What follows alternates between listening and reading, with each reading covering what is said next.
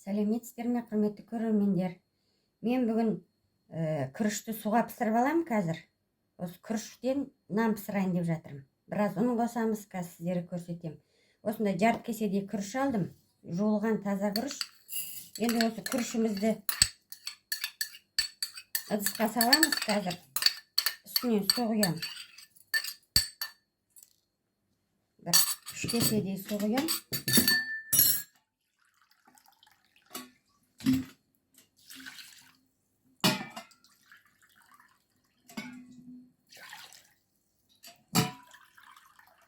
Күрішіміз әбден піскенше осы ыдысымызда газға қойып пісіріп аламыз қазір.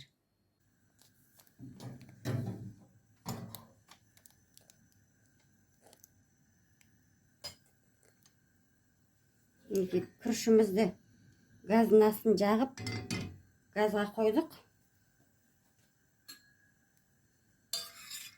Енді бір 15-20 минуттай күрішімізді пісіріп аламыз.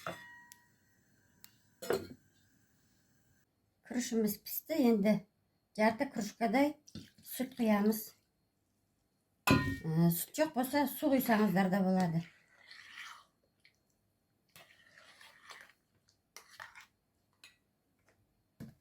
Қазір нан илейміз. Енді бір чай қасықпен толтырмай тұз саламыз. Ас қасықпен толтырмай қант салам. Чай қасықпен дрожжи 1 қасық. 2 қасықтай сұйық май қойсаңыздар болады.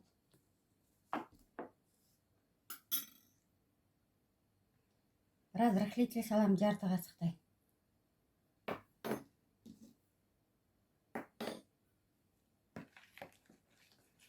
Енді жақсылап араластырып алып, оның салап нанымызды илесек болады.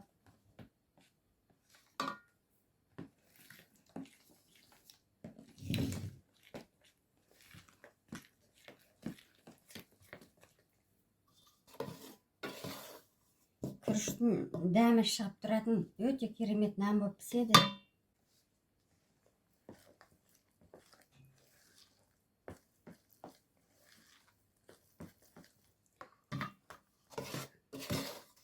Оны көз мөлшерімен қоссаңыздар болады.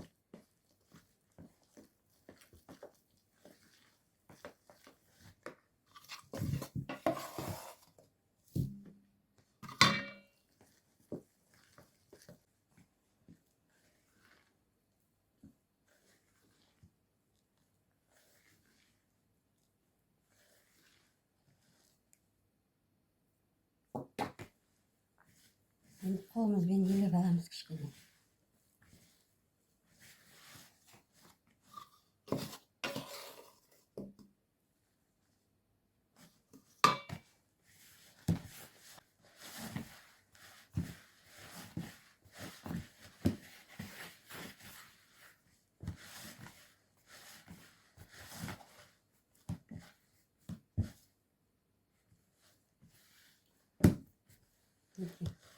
Нанымыз дайын болды. Енді қазір бір 30 минутқа ма 40 минутқа ма салафанға салып ашытып қоямыз. Салафанға салып алдық нанымызды. Енді бір көтеріліп әбден ашығанша бір 30 минут бола ма 40 минут бола ма қойып қоямыз. Бетін орамалмен жауып. Жылы жерге қойып қоямыз. Нанымыз 40 минут тұрды. Ашыды.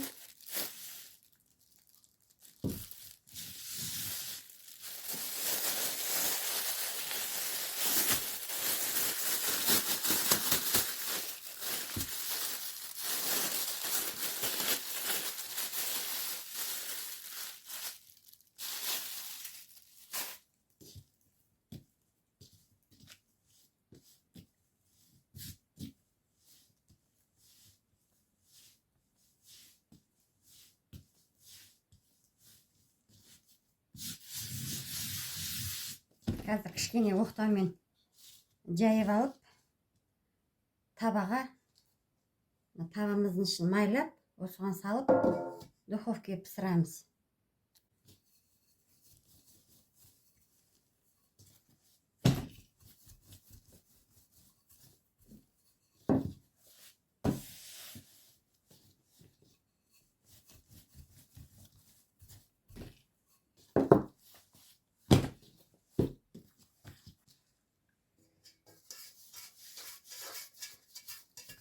Табаларыңыздың ішін кішкене майлап алыңыздар.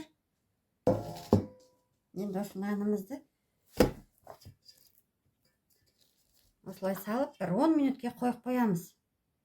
10 минут көтерілгеннен кейін духовкаға пісіреміз.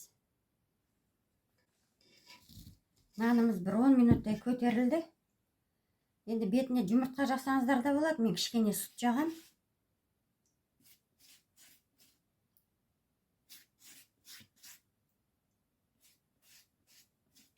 Қазір духовкамызды 200 градусқа қыздырып, жарты сағат пісіріп аламыз. Енді әркім духовкасы арқалай піскен кезде аласыздар. Құрметті көрермендер, мен каналыма тіркеліп кетіңіздер. Лайк басып, комментарий жазып.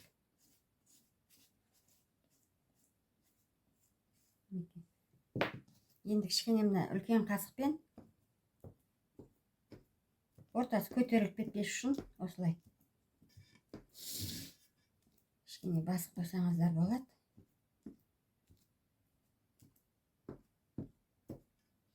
Енді духовкамызға саламыз. Нанымыз 25 минутта 200 градуста духовкада пісіп шықты. Түрі өте әдемі, сап-сары болып пісіпті.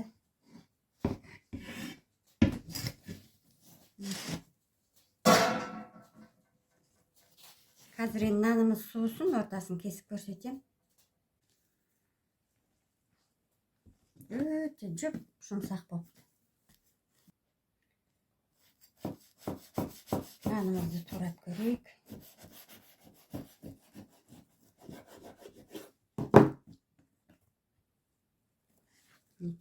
Нанымыз ыстық әлі. Керемет жүп жұмсақ болып пісіпті.